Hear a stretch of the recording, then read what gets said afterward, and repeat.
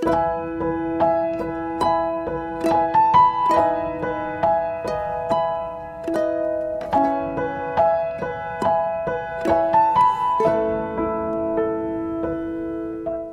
Bu NN. Shalom, selamat malam semuanya. Haleluya. Hari ini kondisinya bagaimana? Sehat? Luar biasa. Luar biasa. Gemeteran? Deg-degan ya. Kalau Anda deg-degan berarti Anda masih hidup ya, berarti ya. Masih ada jantungnya. Haleluya, puji nama Tuhan. Hari ini kita akan mendengarkan kesaksian dengan tema Tuhan tidak pernah mengecewakan. Ya, nanti judul khotbah Ibu Gembala terjadilah sesuai imanmu. Nah, ini ada keterkaitan pastinya ya dengan kesaksian ini juga. Ya, Bu NN, apa yang terjadi dengan kehidupanmu? Terima kasih buat Pak Frans dan Bu Eli dan pekerja di PD Victory. Puji syukur kepada Tuhan Yesus. Pada malam hari ini kita diizinkan untuk kesaksian. Jujur sebenarnya saya belum siap Pak Frans untuk kesaksian ya. Karena pergumulan saya juga belum selesai. Oke. Tapi beberapa waktu yang lalu Bu Eli minta untuk bisa kesaksian. Dari Bu Eli katanya nggak apa-apa Mbak, kalau misalnya kesaksian itu belum selesai, kan di saat perjalanan pergumulan ini pasti ada sesuatu yang didapat gitu aja sih. Ya, tidak harus selesai dulu baru bersaksi kan ya, begitu walaupun masih dalam proses, tentunya ada sesuatu yang luar biasa yang sudah terjadi gitu kan ya, ada perbedaan pastinya begitu ya. Nah, apa sih yang terjadi dalam hidupmu itu, kisah tentang apa ini? Jadi perjalanan pernikahan saya itu udah mau jalan 9 tahun. Iya. Di perjalanan 9 tahun ini sebenarnya seperti roller coaster ya, jet coaster gitu ya perjalanannya. Di 3 bulan pertama saya di DM sama wanita tobat nggak tahu siapa, katanya suami saya ini seorang pembohong dan segala macam. Terus saya cuekin lah waktu itu. Terus udah gitu 3 tahun menikah, suami saya ketahuan selingkuh.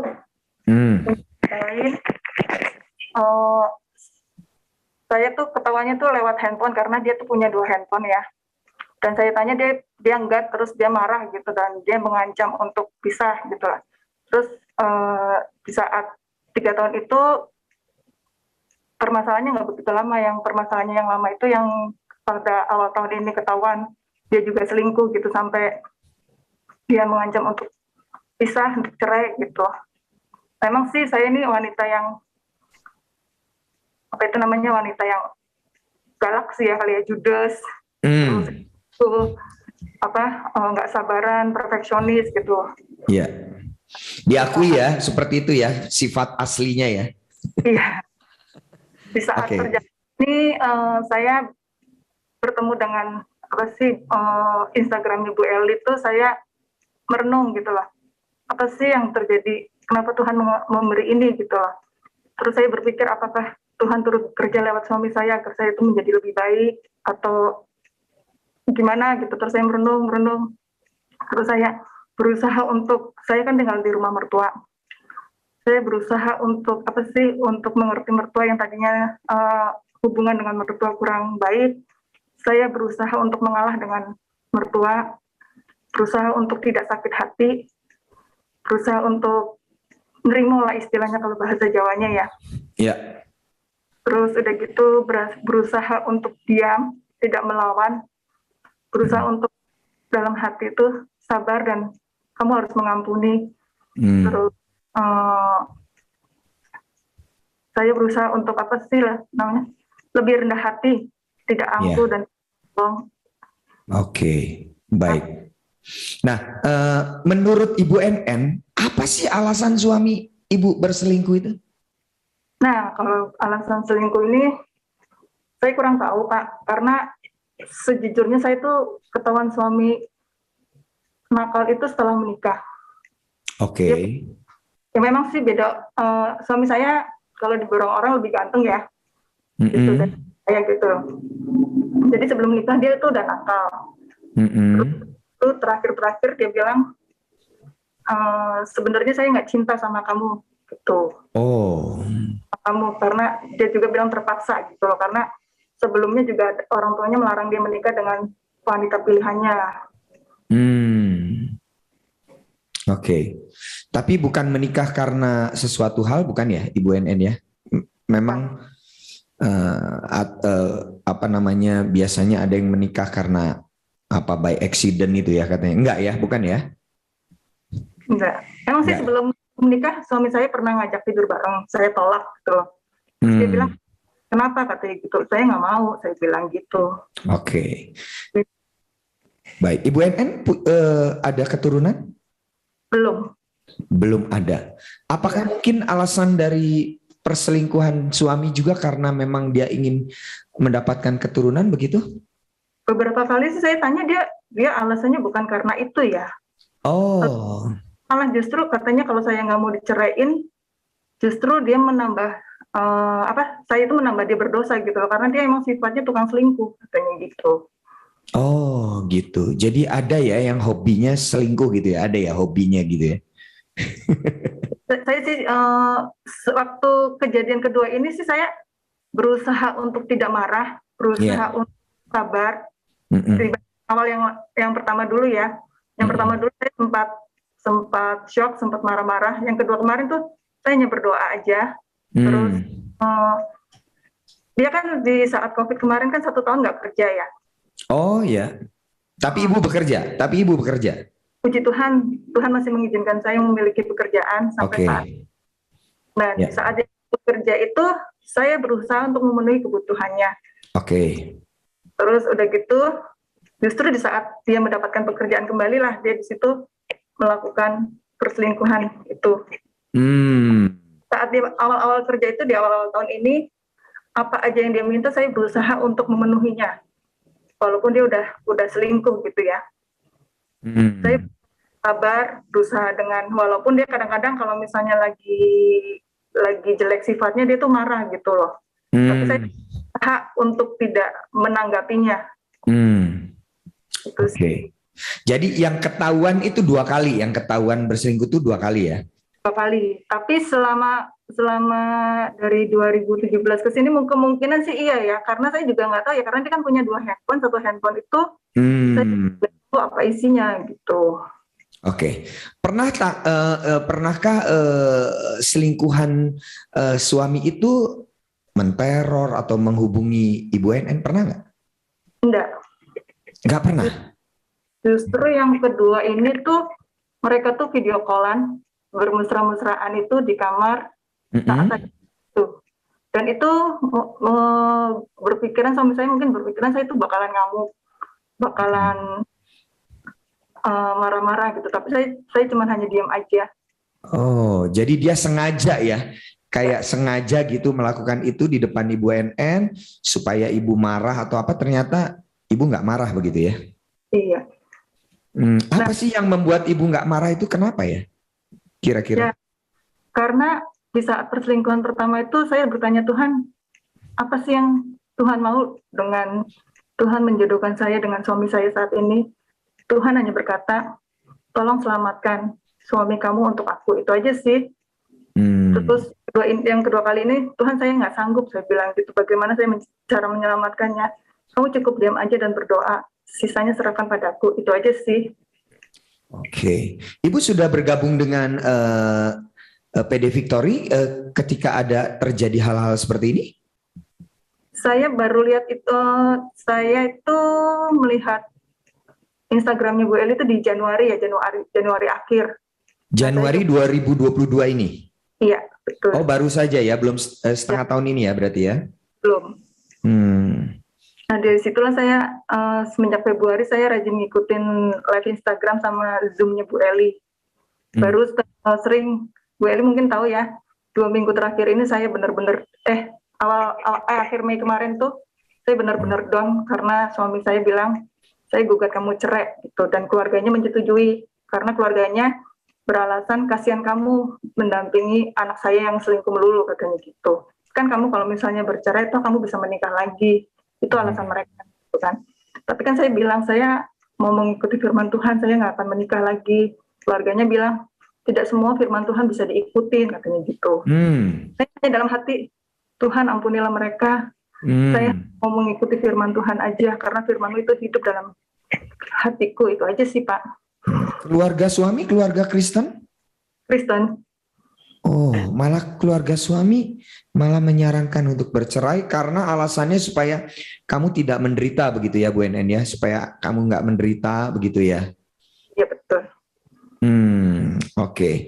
Tapi Bu NN tetap di dalam prinsipnya untuk tetap mempertahankan pernikahan ini walaupun ada gugatan cerai. Sudah ada surat gugatan cerai begitu?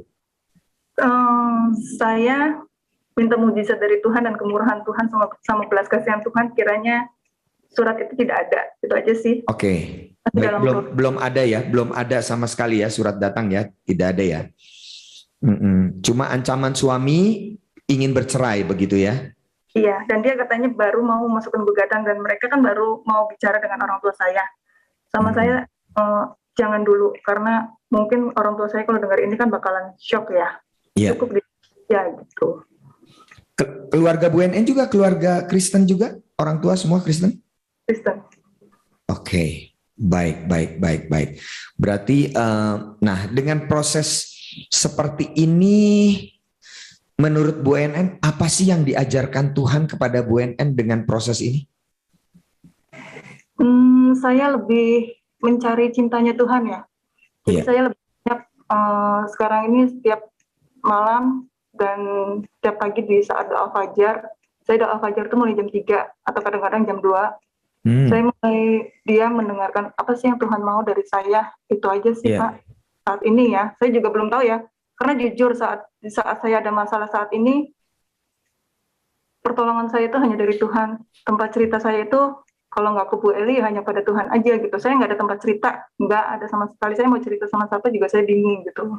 Kadang-kadang juga di saat saya mau berangkat kerja tuh kayaknya saya itu tidak punya tulang-tulang gitu loh. Kayaknya kok lemes banget gitu. Iya. Baik. Setujukah Bu NN dengan pendapat yang berkata begini? Apa yang suami ibu lakukan sekarang ini ya dan proses yang sedang dijalani ini justru untuk membentuk Ibu NN. Setuju nggak seperti itu? Setuju. Ya itu saya katakan tadi Roma 8 ayat 28. Oke. Jadi benar-benar ada perubahan dari Ibu NN yang dulu katanya, wah banyak negatifnya tadi ya. Judes, sensian, apa segala macam. Sekarang udah beda banget begitu ya? Ya, teman-teman sih pada bilang lebih apa ya, lebih baik, lebih nggak pernah marah-marah lagi, lebih sabar ya. Terus ya sih namanya kemarin tuh ada orang yang baru kenalan. Biasanya kalau orang yang baru kenalan sama saya itu hampir 99% tuh ngomongin saya judes gitu kan. Kemarin beberapa orang, oh kan Mbak nggak judes kok katanya gitu, Mbaknya ramah katanya gitu. Oke, berarti benar-benar proses ini walaupun masih terus berjalan, tapi Tuhan sudah membentuk Ibu NN begitu ya untuk menjadi pribadi yang jauh lebih baik begitu ya. Nah, jika seandainya tadi kan Bu NN bilang tidak mau ada gugatan cerai apa segala macam. Jika seandainya mungkin ada perkataan suami lagi yang datang lagi untuk mengatakan saya ingin bercerai berulang-ulang seperti itu, apa yang akan Ibu NN lakukan untuk suami? Kemarin itu kan beberapa hari yang lalu juga kan dikumpulin tuh sama keluarga. Iya. Saya bilang gitu, tapi saya tetap nggak mau bercerai gitu. Oke. Nah, jadi karena mereka bilang kamu tuh nggak mau cerai apakah karena bucin katanya gitu? Bukan karena bucin. Bukan bucin ya, kata Bu Gembala, bukan bucin, bacin, bangun cinta, bukan bucin ya, bukan budak cinta, tapi bangun cinta harusnya. Cinta mati gitu loh. Saya nggak cinta mati gitu loh. Saya itu hanya nggak mau cerai itu ya hanya ingin janji saya sama Tuhan tuh bagaimana, dan saya janji sama Tuhan tuh ingin memenangkan suami saya tuh buat Tuhan. Itu aja sih. Cuman mereka bilang so agama banget kayaknya ya, mungkin ya menurut mereka kali ya. Tapi Ibu NN kan sangat mencintai suami kan, sangat mengasihi suami kan, sangat ya.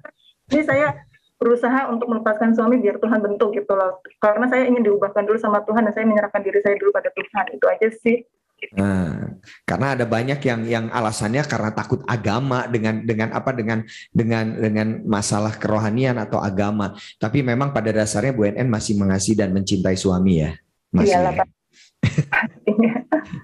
Oke, baik. Walaupun masih di dalam proses, saudara-saudaraku yang dikasih Tuhan, Ibu NN sungguh cukup merasakan bagaimana Tuhan membentuk hidupnya ya hari lepas hari. Dan pertanyaan saya yang terakhir adalah bagaimana dengan keadaan ekonomi atau keuangan sekarang ini yang terjadi dengan Ibu NN dan suami? Kalau ekonomi semenjak suami saya kemarin dapat kerja, dia nggak pernah istilahnya berbagi sama saya ya. Saya juga nggak pernah masalahin dia mau ngasih atau enggaknya gitu loh. Dan puji Tuhannya dengan pekerjaan saya saat ini, saya masih bisa untuk bertahan untuk hidup gitu. Oke, jadi income masih tetap ada ya. Hanya saya dipromosikan ke tempat yang ada beberapa penghasilan selain gaji saya itu sih. Baru awal bulan ini saya dipromosikan untuk pindah tempat yang ada tambahan dari gaji gitu, ada bonusnya. Oh, ada income tambahan lagi begitu ya? Iya. Percayalah bahwa Tuhan tetap mencukupi ya segala kebutuhannya. Tuhan juga memberikan kekuatan, memberikan perlindungan kepada Bu NN supaya dijauhkanlah dari hal-hal yang buruk begitu ya. Baik, terima kasih Bu NN buat sharingnya pada malam hari ini. Semua kita tentunya belajar dengan apa yang terjadi dengan Bu NN walaupun masih diproses. Tetap kuat, tetap semangat ya.